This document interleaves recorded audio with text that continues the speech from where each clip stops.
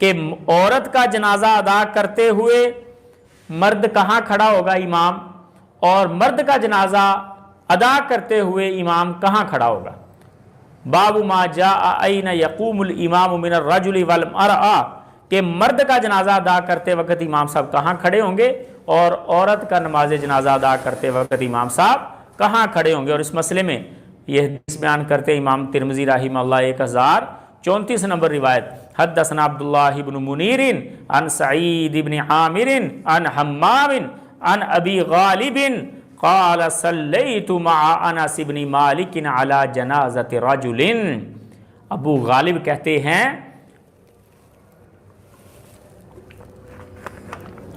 میں نے سیدنا انس رضی اللہ تعالیٰ عنہ، انس بن مالک کے ساتھ ایک نماز جنازہ ادا کیا کسی شخص کا، فقام حیال رأسی، حضرت انس اس کے سر کے سامنے کھڑے ہوئے، سر کے سامنے کھڑے ہوئے، چہرے کے سامنے۔ ابھی آپ کھڑے ہوئے ہیں فیکٹری پہ، ہماری بیڈ شیٹ کی فیکٹری پہ کھڑے ہوئے ماشاءاللہ سے، یہ دیکھیں یہ کمفرٹر ہے، ٹھیک ہے فہد بھائی، یہ اس کے ساتھ۔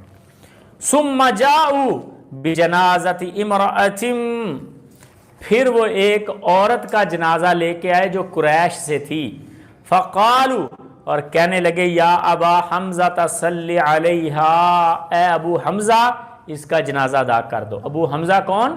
حضرت انس بن مالک۔ حضرت انس کو کہنے لگے اے ابو حمزہ اس عورت کا جنازہ ادا کر دو۔ فقام حیال وسط السریر، حضرت انس چارپائی کے سینٹر میں کھڑے ہوئے۔ فقال له العلاء بن زیاد، علاء بن زیاد نے کہا ہاکذا رأیت النبی قام علی الجنازۃ مقامک منها ومن الرجل مقامک من۔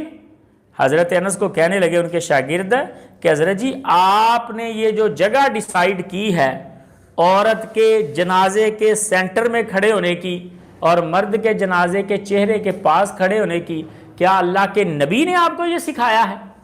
کیا آپ نے اللہ کے نبی کو دیکھا ایسے کھڑے ہوتے؟ حضرت انس رضی اللہ تعالیٰ عنہ کہتے ہیں نعم، جی ہاں۔ فلما فرغ قال احفظوا، جب جنازے سے فارغ ہوئے تو کہنے لگے یاد کر لو کہ مرد کے سر کے پاس کھڑے ہونا ہے اور عورت کے سینٹر میں کھڑے ہونا ہے نماز جنازہ ادا کرنے والے شخص نے۔ اور حضرت انس کی یہ روایت حسن روایت ہے، کئی اور سندوں کے ساتھ آئی ہے۔ اور آگے ایک اور روایت اس مسئلے میں، حکمت میں آپ کو بعد میں بتاتا ہوں، پہلے روایات پڑھ لیں، وجہ کیا، لوجک کیا ہے، کیا فرق ہے۔ 1035 نمبر روایت امام ترمذی لے کے آئے سامورہ بن جندب رضی اللہ تعالیٰ عنہ کی کہ نبی علیہ الصلوۃ والسلام نے ایک عورت کا نماز جنازہ ادا کیا اور آپ اس کے سینٹر میں کھڑے ہوئے، اور یہ روایت بخاری مسلم میں بھی موجود ہے، دونوں صحیح روایات کہ اللہ کے نبی مرد کے سر کے پاس چہرے کے پاس کھڑے ہوتے، عورت کا جنازہ ادا کرتے وقت چارپائی کے سینٹر میں کھڑے ہوتے۔ اب سوال بعض لوگ کرتے ہیں کہ حکمت کیا ہو سکتی ہے، کیا حکمت ہو سکتی ہے کہ مرد کے چہرے کے پاس کھڑے ہونا ہے، عورت کے سینٹر میں کھڑے ہونا ہے۔ پہلی بات یہ کہ دین اسلام کا جہاں پہ حکم آ جائے، ہمیں کوئی حکمت سمجھ میں آئے یا نہ آئے، ہم نے اسی پہ عمل کرنا ہے۔ اور سیدنا علی رضی اللہ تعالیٰ عنہ کی بات بڑی خوبصورت، سیدنا علی کہتے ہیں کہ دین کے حکم کے سامنے ہماری عقل کی کوئی اہمیت نہیں، فرماتے دین کے حکم کے سامنے ہماری عقل کی کوئی اہمیت نہیں، کہتے اگر دین عقل کے مطابق ہوتا تو موزے کے نیچے مسح کیا جاتا، اوپر نہ کیا جاتا، کیونکہ موزہ گندا تو نیچے سے ہوتا ہے، مسح ہم اس کے اوپر کر رہے ہیں۔ تو دین عقل کے مطابق نہیں ہے، بلکہ عقل کو دین کے مطابق کرنا ہے۔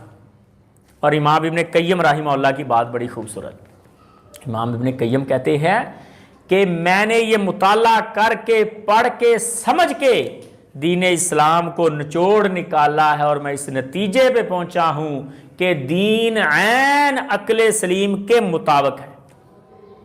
اگر کسی موقع پہ آپ کو لگے کہ دین کا یہ مسئلہ میری عقل کے مطابق فٹ نہیں بیٹھ رہا، تو یاد رکھ لیں کہ اس موقع پر آپ کی عقل سلیم نہیں ہے۔ वहां पर आप भटक गए हैं, क्योंकि दीन नहीं भटकता, दीन बिल्कुल सीधा है। तो पहला मसला यह है और पहली बात यह है कि लॉजिक समझ आए या ना आए, शरीयत का जहां पे हुक्म आ गया हमने उस पर अमल करना है।